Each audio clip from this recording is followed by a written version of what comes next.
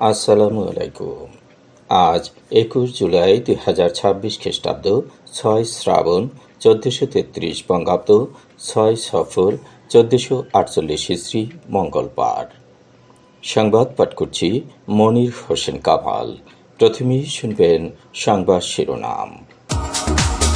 হজ package ঘোষণা। সর্বনিম্ন ৫,০৫,৬৪৮ টাকা। হত্যার পর আলমারিতে শিশুর লাশ। গণপিটুনিতে অভিযুক্ত নারী নিহত। বিদ্যুৎ স্পৃষ্ট হয়ে মা মেয়ে সহ ৩ জনের মৃত্যু। বরিশালে মাদ্রাসা ছাত্রীর ঝুলন্ত মরদেহ উদ্ধার। বরগুনায় গত ২৪ ঘণ্টায় নতুন করে হামে আক্রান্ত ১২। মাইকিংয়ে রেকর্ড করা হয় লোকবেতারে। শুনলেন সংবাদ শিরোনাম, এবার বিস্তারিত। সরকারি ব্যবস্থাপনায় আগামী বছর পবিত্র হজ পালনে খরচ হবে ন্যূনতম ৫,০৫,৬৪৮ টাকা, আর বেসরকারিভাবে পালনে খরচ হবে ৫,১৩,৬৪৮ টাকা। আগামী বছরের পবিত্র হজ প্যাকেজ ঘোষণা করেছে সরকার। সচিবালয়ে সংবাদ সম্মেলন করে হজ প্যাকেজ ঘোষণা করেন ধর্মমন্ত্রী কাজী শাহ মোফাজ্জল হোসাইন কায়কোবাদ। হজ প্যাকেজ ১-এর খরচ ধরা হয়েছে ৬,১৫,২৬৩ টাকা এবং হজ প্যাকেজ ২-এর খরচ ধরা হয়েছে ৫,০৫,৬৪৮ টাকা। বেসরকারি ব্যবস্থাপনায় সাধারণ হজ প্যাকেজ নামে একটি প্যাকেজ নির্ধারণ করা হয়েছে। এ প্যাকেজের খরচ ৫,১৩,৬৪৮ টাকা। সাতক্ষীরার কালীগঞ্জে ৩য় শ্রেণীর এক ছাত্রীকে হত্যার পর লাশ ঘরের আলমারির ড্রয়ারে লুকিয়ে রাখায় জনতার গণপিটুনিতে অভিযুক্ত এক নারীর মৃত্যু হয়েছে। সোমবার রাত ৯টার দিকে নিহত শিক্ষার্থী ও অভিযুক্ত নারীর লাশ উদ্ধার করা হয়। নিহত শিক্ষার্থীর নাম ফারজানা ইয়াসমিন। সে কাশিবাটি গ্রামের ভ্যান চালক এনামুল হকের মেয়ে এবং ৪১ নং কাশিবাটি সরকারি প্রাথমিক বিদ্যালয়ের ৩য় শ্রেণীর ছাত্রী। নিহত নারী সুরাইয়া আক্তার একই গ্রামের বাসিন্দা। তিনি বিদ্যালয়ের সামনে ঝালমুড়ি বিক্রি করতেন। সোমবার সকাল ৮:৩০টার দিকে তিনি ঝালমুড়ি দেওয়ার কথা বলে ফারজানাকে নিজের বাড়িতে নিয়ে যান। সেখানে শিশুটির কানের স্বর্ণের দুল ছিনিয়ে নেয়ার পর হাত পা বেঁধে শ্বাসরোধে হত্যা করে। পরে লাশ ঘরের আলমারির ড্রয়ারে লুকিয়ে রাখে। কাশিবাটি সরকারি প্রাথমিক বিদ্যালয়ের প্রধান শিক্ষক নাজমুন্নাহার পুতুল জানিয়েছেন, বিদ্যালয়ের সিসিটিভি ফুটেজে সকাল ৮:৩১ অভিযুক্ত সুরাইয়া আক্তার শিশু ফারজানাকে স্কুল থেকে ডেকে নিয়ে যাচ্ছে এমনটা দেখা যায়। বিষয়টি নিশ্চিত হওয়ার পরপরই স্থানীয় গণ্যমান্য ব্যক্তি ও পুলিশকে জানানো হয়। শিশুটির লাশ উদ্ধারের খবর ছড়িয়ে পড়লে এলাকায় তীব্র উত্তেজনা সৃষ্টি হয়। বিক্ষুব্ধ জনতা সুরাইয়া আক্তারকে আটক করে গণপিটুনি দেয়। এতে ঘটনাস্থলেই তার মৃত্যু হয়।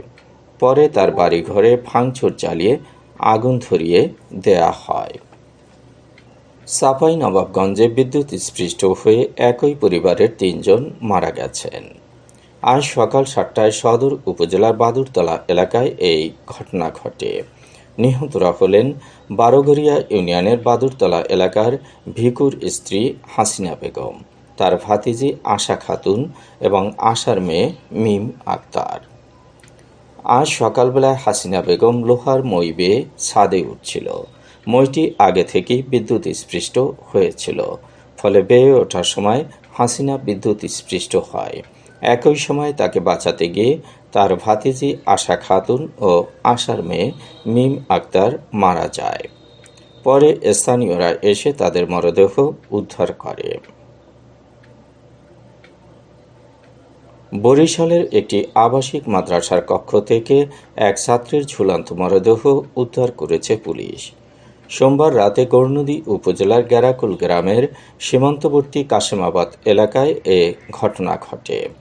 নিহত জান্নাতুল ফেরদৌস নওগাঁর আত্রাই থানার নালুয়া গ্রামের বাসিন্দা সৌদি প্রবাসী সান্টুর মেয়ে। শিশুকাল থেকে সে গৌরনদীর কাশেমাবাদ গ্রামে তার নানা বাড়িতে বসবাস করে আসছিল।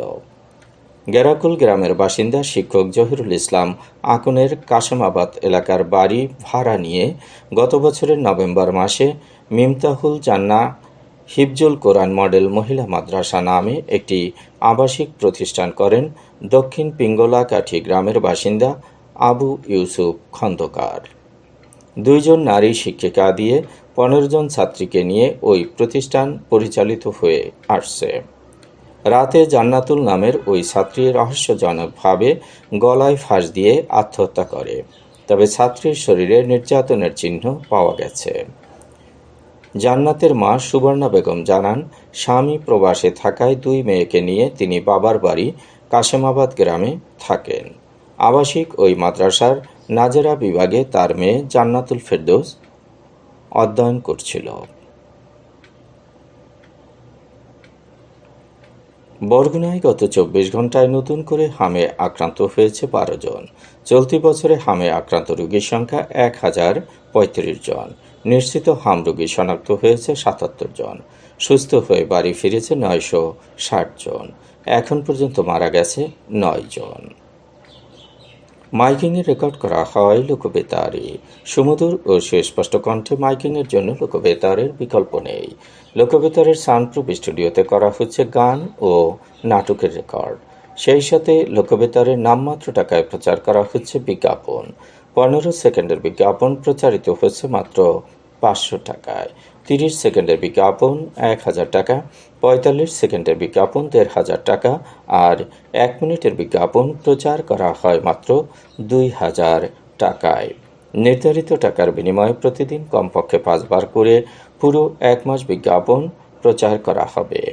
মাইকিং ও বিজ্ঞাপনের জন্য যোগাযোগ করবেন 0-1-755-6-445 নম্বরে। এবারে শুনবেন আবহাওয়ার খবর।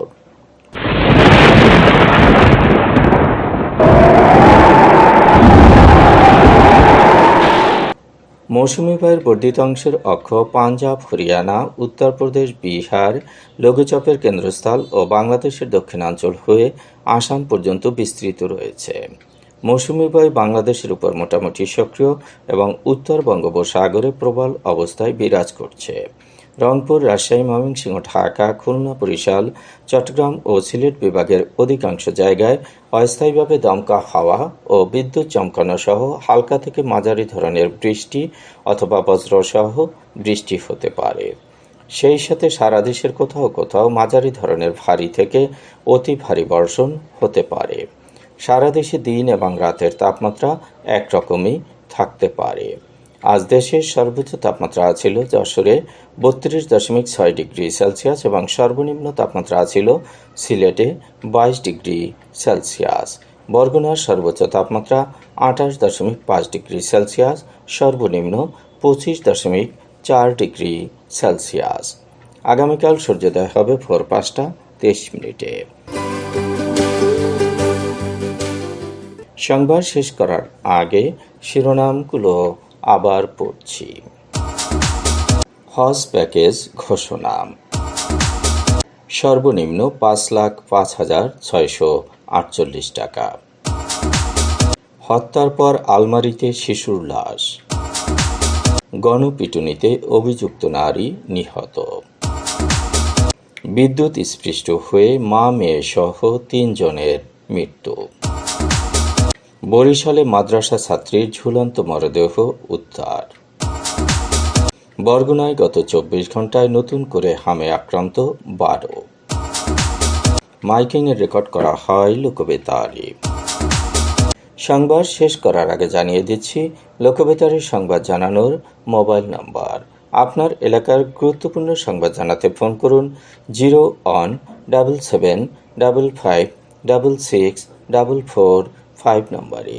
আর লোকবেতারের সাথে যুক্ত হয়ে গান শুনতে চাইলে SMS করুন 01782973478 নম্বরে। মোবাইল করবেন 0195943 3854 নম্বরে। বিশ্বের সব জায়গা থেকেই শুনতে পারবেন লোকবেতার। লোকবেতার FM.org ওয়েবসাইটের মাধ্যমে শুনুন সরাসরি অনুষ্ঠান। সংবাদ পাঠ এখানেই শেষ করছি।